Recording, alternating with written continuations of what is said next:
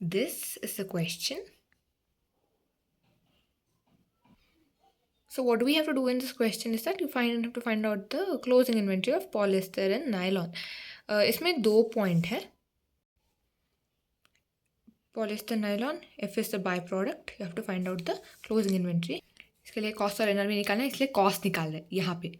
Material, wages, fixed overhead, variable overhead हो गया total cost. But इसमें सेल ऑफ स्क्रैप भी निकालना है. Scrap and by product are different. Scrap is complete waste, by product is something little usual. Sorry, what, it's not useless, it is useful, something useful. Sale of scrap, sale of by product दोनों को less कर रहे हैं. But sale of by product की value कैसे आया वो देखने वाले हैं. सी द क्वेश्चन, सॉरी, प्रतिशती कॉस्ट निकालना है तब सेल ऑफ बाई प्रोडक्ट ही करना है. मतलब कितने में बेचा था. प्रॉफिट इंक्लूडेड आ गया था सेल प्राइस लिए आगे बढ़ी. We want the clear picture while valuing our inventory, so it is the sale. But since we have इतना खर्चा तो हमने कर लिया है. Net sales of byproduct, always net sales of byproduct should be deducted from the cost of the inventory. This is the point number 1. And point number 2 is ये cost आ गया. अब दिस थिंग कॉस्ट आ गया है ना. If both the units of polyester and nylon equally produce होते तो इसको divide by 2 कर लेते. बट डिफरेंट यूनिट्स है इसलिए प्रोपोर्शनल लेना चाहिए. Right? Wrong. This is because see in the question यहाँ पे दोनों की सेलिंग प्राइसेस अलग है. और जब दोनों का सेलिंग प्राइसेस अलग है तब ये मान के चलेंगे कि उसका कॉस्ट प्राइस, पॉलिएस्टर का सेलिंग प्राइस बड़ा है तो उसका कॉस्ट भी बड़ा होगा. See that's why. See for example if कोई यूनिट ए और बी प्रोड्यूस करे और उसे बनाने के लिए इतना रुपीस लगा है तो ए का इतना, बी का इतना कर देंगे.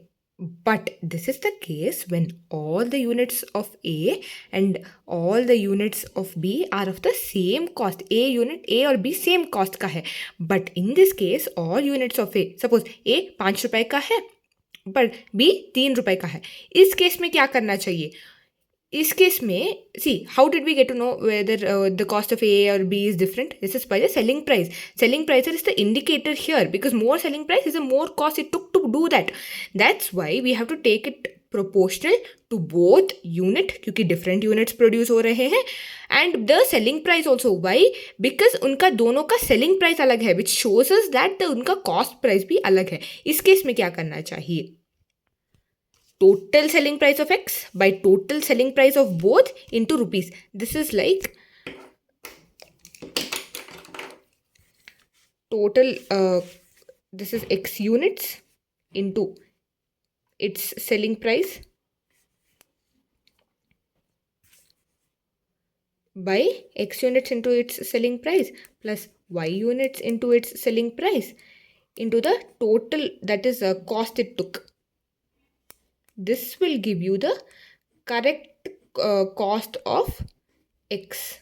This is how you have to do it, proportional to units as well as proportional to selling price. And that is what is done here. 12,500 unit. देखो पहला यूनिट्स भी अलग है और पर सेलिंग प्राइस भी अलग है इसलिए दोनों का प्रोपोर्शनल लेना चाहिए. 12,000 into 100, 12,50,000 divided by total 18. This is 18,50,000 the total rupees. Again इनका multiplication 6 lakh by 18,15,000 by 5,76,000. And this is how it's actually done. I'll show you the final solution here.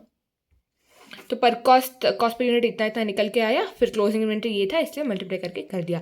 2 points were how to take the sale of the by product and the second point was अगर units भी different है और उनका पर cost भी different आ रहा है. But how did we get to know पर कॉस्ट डिफरेंट आ रहा है? Because of the selling price वो भी डिफरेंट आ रहा है तो दोनों का प्रोपोर्शनल लेना चाहिए. तो दोनों का प्रोपोर्शनल कैसे लिया था हमने? ऐसे.